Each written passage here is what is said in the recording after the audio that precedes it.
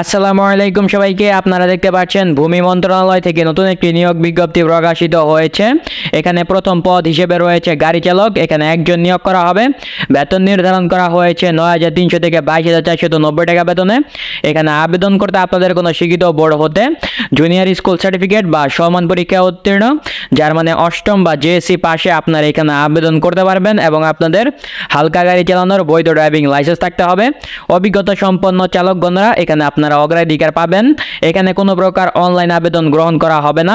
এখানে আবেদন করতে আবেদনপত্রে পদের নাম, প্রার্থীর নাম, প্রার্থীর পিতা এবং মাতার নাম, বর্তমান ঠিকানা, স্থায়ী ঠিকানা, জন্ম তারিখ, জাতীয় পরিচয়পত্র নাম্বার, জাতীয়তা, শিক্ষাগত যোগ্যতা, অভিজ্ঞতা যদি থাকে প্রযোজ্য ক্ষেত্রে এগুলো উল্লেখ করে প্রার্থী স্বহস্তে লিখিত ও স্বাক্ষরিত আবেদনপত্র আগামী 12 তারিখ 10 মাস 2024 তারিখ বিকাল 5টা ঘটিকার মধ্যে হিসাব নিয়ন্ত্রক এর দপ্তর, ভূমি ভবন, 11 তলা, 98 শহীদ তাজউদ্দিন আহমেদ সরণি, তেজগাঁও, ঢাকা 1208 ঠিকানায় পৌঁছাতে হবে। নির্ধারিত তারিখের পর কোনো আবেদনপত্র গ্রহণ করা হবে না। আবেদনপত্রের সাথে অবশ্যই পরীক্ষার ফি বাবদ 200 টাকা কোড নাম্বার এখানে দেওয়া রয়েছে। আপনারা ভিডিওটি স্টপ করে দেখে নিন। এই কোড নাম্বারে আপনাদের টাকাটি জমা দিয়ে সেই জমাকৃত টাকার স্লিপটি আপনাদের আবেদনপত্রের সাথে সংযুক্ত করতে হবে। এখানে আবেদন করতে আপনাদের বয়স ধরা হয়েছে 18 থেকে 30 বছরের প্রার্থীগণরা এখানে আপনারা আবেদন করতে পারবেন।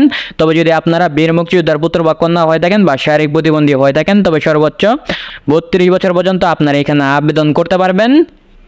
এখানে আবেদনপত্রের সাথে আরও আপনাদের অনেক কাগজপত্র সংযুক্ত করতে হবে। সেগুলো হচ্ছে আবেদনপত্রের সাথে সংশ্লিষ্ট সকল শিক্ষাগত যোগ্যতার সনদের অনুলিপি সংযুক্ত করতে হবে, অভিজ্ঞতা সনদের অনুলিপি সংযুক্ত করতে হবে। যদি আপনারা কোটা নিয়ে আবেদন করে থাকেন সেই কোটার কাগজপত্র এর অনুলিপি সংযুক্ত করতে হবে।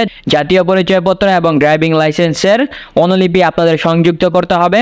এছাড়াও জেলা স্থায়ী বাসিন্দার প্রমাণ হিসেবে ইউনিয়ন পরিষদ, পৌরসভা বা সিটি কর্পোরেশন কর্তৃক প্রদত্ত সনদ এবং জাতীয় পরিচয়পত্রের ফটোকপি দাখিল করতে হবে আপনাদের।